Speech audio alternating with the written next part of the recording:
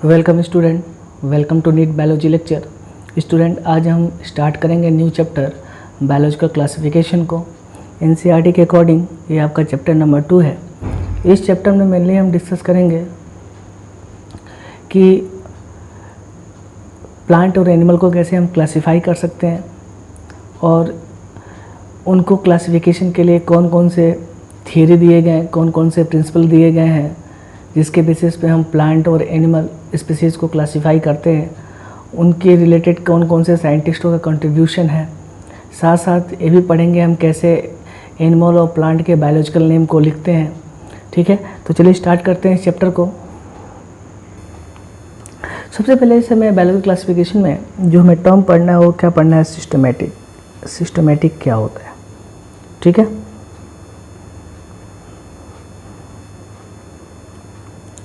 तो अगर हम बात करें सिस्टमेटिक का मतलब क्या होता है, तो सबसे पहले जो टर्म सिस्टमेटिक है वो किसने दिया था, कैरोलस लीनियस ने। किसने दिया था, कैरोलस लीनियस ने। ध्यान दीजिएगा, इस चैप्टर में आपके साइंटिस्ट के नेम काफ़ी इंपॉर्टेंट है और आपके एग्जाम में इस चैप्टर से 2 से 3 क्वेश्चन आपके एग्जाम में एराइज होंगे नीट में, और थोड़ा कॉम्प्लिकेटेड क्वेश्चन भी होंगे क्योंकि थियोरेटिकल चैप्टर है। बिल्कुल आपको इस चैप्टर में हर एक चीज़ें याद रखनी पड़ेंगी। ठीक है, तो टर्म सिस्टमेटिक किसने दिया था, कैरोलस लीनियस ने। अब कैरोलस लीनियस को हम दूसरे में टर्म में क्या बोलते हैं, फादर ऑफ टैक्सोनॉमी। क्या बोलते हैं, फादर ऑफ टैक्सोनॉमी। अभी आगे बात करेंगे टैक्सोनॉमी क्या होता है। देखो, टर्म टैक्सोनॉमी किसने दिया था, तो टर्म टैक्सोनॉमी दिया था एक साइंटिस्ट जिसका नाम क्या है, एपी डी कंडोल ने। एपी डी कंडोल एक साइंटिस्ट हैं जिन्होंने टर्म क्या दिया था, टैक्सोनॉमी दिया था। तो याद रखेंगे फादर ऑफ टैक्सोनॉमी कौन है, कैरोलस लीनियस, बट जो टर्म टैक्सोनॉमी किसने दिया था, एपीडी कैंडल ने। ठीक है, नेक्स्ट अगर हम बात करें फादर ऑफ इंडियन टैक्सोनॉमी, मतलब इंडिया में भी कई सारे टैक्सोनॉमी पे वर्क किए गए हैं। अब टैक्सोनॉमी क्या होता है, मेनली क्लासिफिकेशन सिस्टम है जिसमें हम डिफरेंट टाइप्स के एनिमल एंड प्लांट को क्लासीफाई करते हैं, आइडेंटिफाई करते हैं। ठीक है, तो फादर ऑफ इंडियन टैक्सोनॉमी कौन है, तो एक साइंटिस्ट हैं सांतापाउ। सांतापाउ को हम क्या बोलते हैं, फादर ऑफ इंडियन टैक्सोनॉमी। तो इन तीनों साइंटिस्टों के नेम आपके काफ़ी इंपॉर्टेंट है जो आपको याद रखने हैं। चलिए आगे देखते हैं, सिस्टमेटिक का मतलब क्या होता है। अगर आप सिस्टमेटिक को डिफाइन करो तो कैसे डिफाइन करोगे, बोला जो systematic deal with identification, nomenclature and classification. In systematic आपके बायोलॉजिकल क्लासिफिकेशन में किसके में डील करता है, आइडेंटिफिकेशन मतलब स्पीसीज के आइडेंटिफिकेशन, उसके नॉमेनक्लेचर और उसके क्लासिफिकेशन के लिए। ठीक है, and it also deal with diversity among living organism and inter relationship. और क्या करता है कि जो प्लांट स्पीसीज हो चाहे एनिमल स्पीसीज हो, उसकी डाइवर्सिटी कितनी है या कितने डाइवर्स स्पीसीज हैं, कितने ज़्यादा अमाउंट में आपके अर्थ पे प्रेजेंट है, इन सारी चीज़ों के लिए भी डील करता है सिस्टमेटिक। साथ साथ क्या करता है कि जो लिविंग ऑर्गेनिज्म है उनके बीच में कैसे रिलेशनशिप है।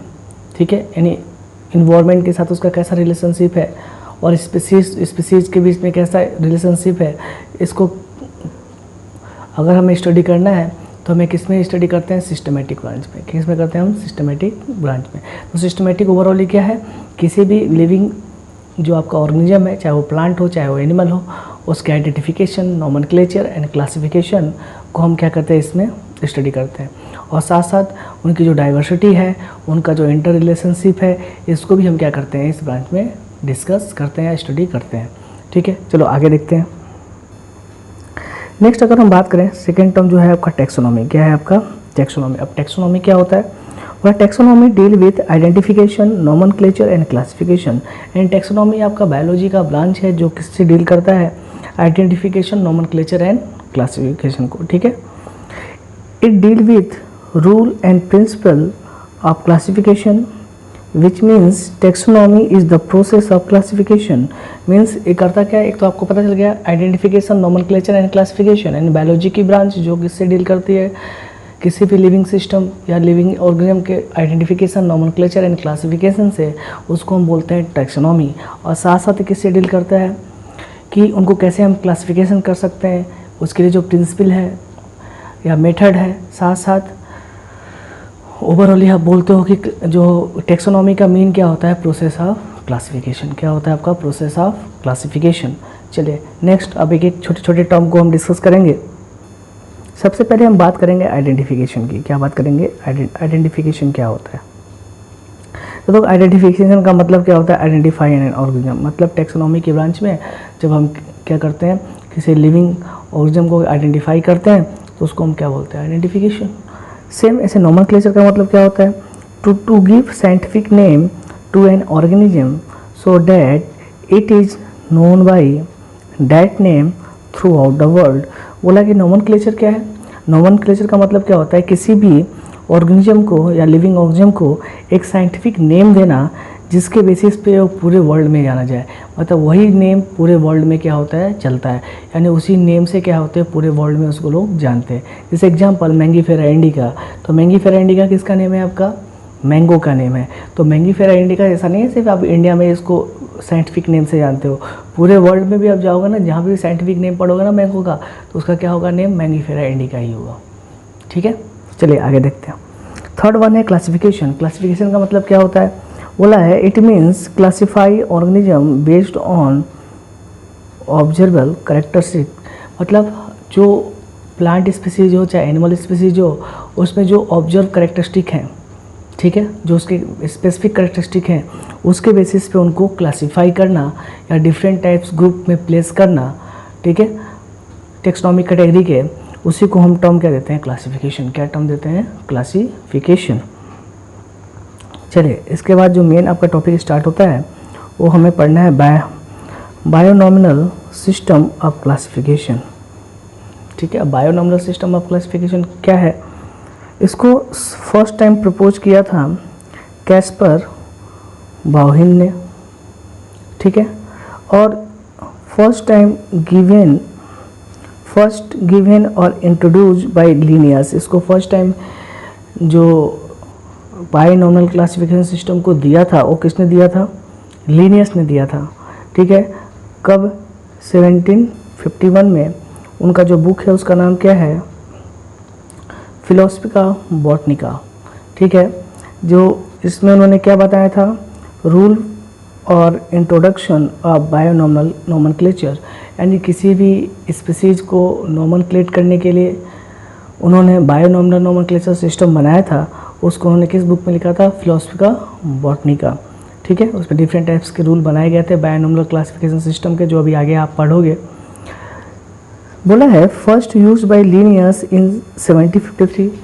फिर उन्होंने 1753 में वापस एक बायोनॉमिनल क्लासिफिकेशन सिस्टम को दोबारा इंट्रोड्यूस किया, और उसको उन्होंने एक दूसरे, उसके लिए जो उन्होंने दूसरे बुक में उसको मेंशन किया, उसका नाम क्या था? स्पीसीज प्लांटेरम, जिसमें उन्होंने प्लांट के 5900 स्पीसीज को क्या किया? क्लासिफाई किया। किसके बेसिस पे? बायोनॉमिनल क्लासिफिकेशन सिस्टम के बेसिस पे। थर्ड, फर्स्ट टाइम उन्होंने एक बार और पब्लिश किया इसको, बायोनॉमिनल क्लासिफिकेशन सिस्टम को, ठीक है, अपने बुक में। उसका नाम क्या था? सिस्टेमा नेचुरी। ठीक है, जो 10th एडिशन आप बात करते हो इस समय देखने को मिलता है, जिसमें कितने स्पीसीज है एनिमल के? 4326 स्पीसीज को क्या किया था उन्होंने? एनिमल के स्पीसीज को क्लासीफाई किया है इसमें।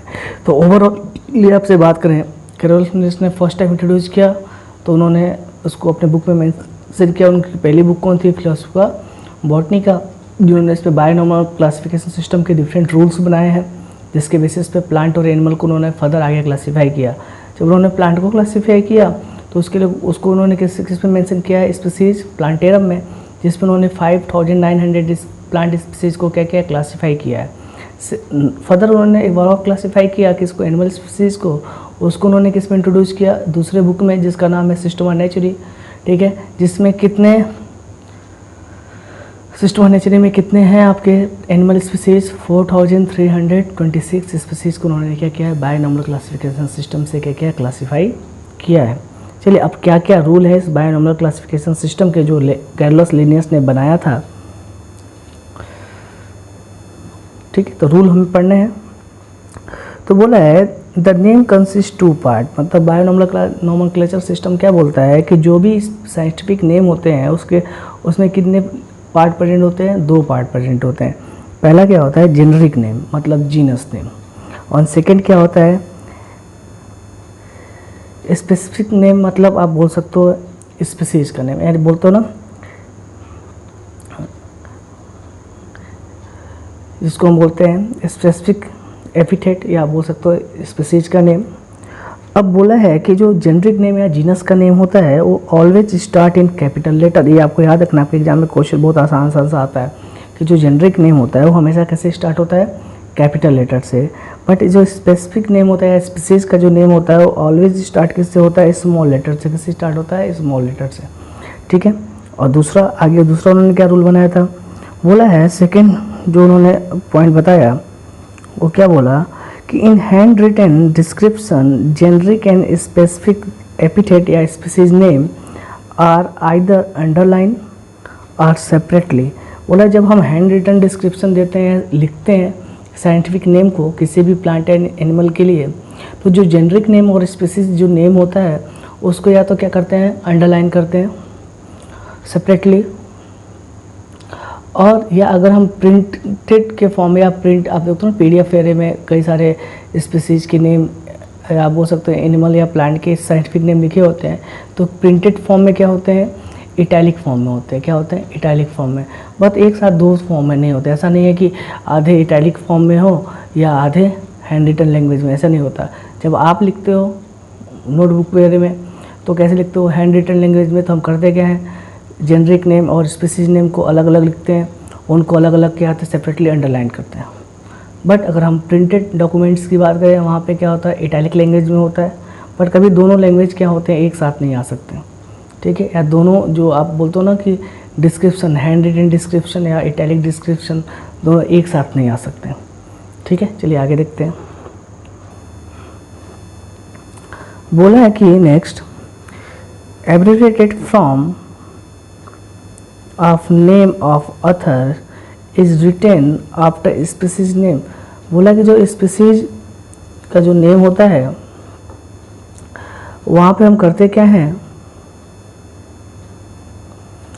ऑथर का नेम, उसके बाद हम एब्रिविएटेड फॉर्म मतलब शॉर्ट फॉर्म में हम क्या करते लिखते हैं। अब कैसे लिखते हैं, बोला था नेम ऑफ ऑथर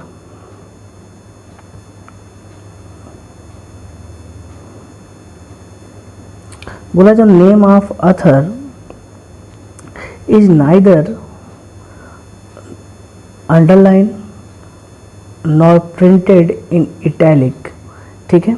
बोला कि जो ऑथर का नेम होता है ना तो अंडरलाइन होता है, ना तो अगर हम प्रिंट की बात करें तो ना वो क्या होता है, इटैलिक लैंग्वेज में होता है। It is printed in Roman. तो जो ऑथर का नेम होता है वो एब्रिविएटेड फॉर्म में होता है। लिखते कहाँ है, स्पीसीज के नेम के जस्ट बाद लिखते हैं, मतलब first generic name, second species name, उसके बाद ऑथर का नेम एब्रिविएटेड फॉर्म में लिखते हैं। बट उसको ना तो हम अंडरलाइन करते हैं ना तो उसको इटैलिक लैंग्वेज में लिखते हैं। हम उसको लिखते किससे हैं, जब प्रिंटेड डॉक्यूमेंट की बात करें तो कैसे लिखते हैं उसको, हम रोमन में। कैसे लिखते हैं हम, रोमन में। चलिए नेक्स्ट इसके बाद बात करें तो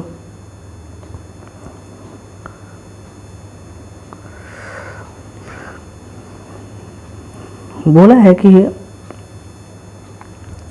कभी कभार क्या होता है कि जो जेनरिक नेम और स्पेसिफिक नेम ये दोनों क्या होते हैं, सेम होते हैं, ठीक है, एक जैसे दिखते हैं। मीन जेनरिक नेम और जो स्पेसिफिक मतलब स्पीसीज के नेम है दोनों क्या होते हैं, एक जैसे दिखने में होते हैं, ठीक है। तो उनको हम बोलते क्या है, उसको हम बोलते हैं टॉटोनिम। क्या बोलते हैं उसको हम, टॉटोनिम। टॉटोनिम मतलब अगर मान लो कभी आप क्लासीफाई करो एनिमल एंड प्लांट को और कभी ऐसा कभी हो जाए कि जेनरिक नेम और स्पेसिफिक नेम दोनों सेम एक जैसे हों, ठीक है, बट पहचानोगे कैसे आप, फ्रंट जो होगा वो जेनरिक नेम होगा वो कैपिटल लेटर से स्टार्ट होगा और जो स्पीसीज नेम होगा वो कैसा होगा, स्मॉल लेटर से स्टार्ट होगा, पर स्पेलिंग तो सारी दोनों सेम है। तो उसको हम बोलते क्या है, टॉटोनिम। टॉटोनिम मतलब जब आप हम क्लासिफिकेशन की बात करें और जेनरिक नेम और स्पेसिफिक नेम दोनों कैसे हों, सेम हो, एक जैसे हों, उसको हम क्या बोलते हैं, टॉटोनिम। अब एग्जाम्पल क्या है, जैसे लिखा है कटला, कटला, ठीक है। एक बोला है कि कभी कभार ऐसा होता है कि दो additional name is used along with species या स्पेसिफिक साइंटिफिक नेम। कभी क्या करते हैं हम एक एडिशनल नेम भी स्पीसीज के नेम के साथ क्या करते हैं, ऐड करते हैं, उसको हम बोलते क्या है, सिनोनिम्स। क्या बोलते हैं, सिनोनिम्स। जैसे बोला है एल्ब्यूगो कैंडिडा, ठीक है, ब्रैकेट में क्या लिखा है, साइटोपस। ठीक है, तो ये क्या है आपका सिनोनिम्स है। तो एल्बिगो कैंडिडा क्या है, एल्बिगो तो आप जीनस है, कैंडिडा स्पीसीज है, उसके साथ क्या किया, एक एडिशनल नेम लगाया, उसको आपने क्या बोला, सिनोनिम्स, जिसको आपने बोला साइटोपस। साइटोपस क्या है, सिनोनिम्स है। तो थोड़ा आप इसको याद रखेंगे, थोड़ा बहुत ही समझने वाली है, रूल आपको याद रखना है कि अभी आपने पढ़ा कि कभी कभार generic name specific name same होते हैं, तो वहाँ पर उसको हम टर्म देते हैं टोटोनिम्स। और उसका एग्जांपल आपने पढ़ा कटला, कटला, कटला फिश का जो आप बोल सकते हो कि ये साइंटिफिक नेम है। सेम ऐसे ही आप बोलते हो कि जब कभी कभार हम स्पीसीज नेम के साथ एक अलग दूसरा नेम एडिशनल नेम भी लिखते हैं, जिसको हम क्या बोलते हैं, सिनोनिम्स बोलते हैं, जिसमें है आपका एल्बिगो कैंडिडा। ठीक है, और उसमें साइटोपस क्या है आपका एडिशनल नेम है, जो किसके साथ कंबाइंड है, आपका स्पीसीज के नेम के साथ। नेक्स्ट क्या बोला है कि कभी कभार क्या होता है, when more than one scientific name is given to an organism, then the name published first of all will be accepted। बोला कभी कभार क्या होते हैं कि किसी एक ऑर्गेनिज्म के लिए कई सारे स्पेसिफिक नेम दे दिए जाते हैं, तो हम कंसीडर किसको करते हैं, एक्सेप्टेड किसको करते हैं, जो पहली बार पब्लिश हुआ है, जिसको फर्स्ट टाइम दिया गया है। ठीक है, this is known as law of priority. इसको हम क्या बोलते हैं, लॉ ऑफ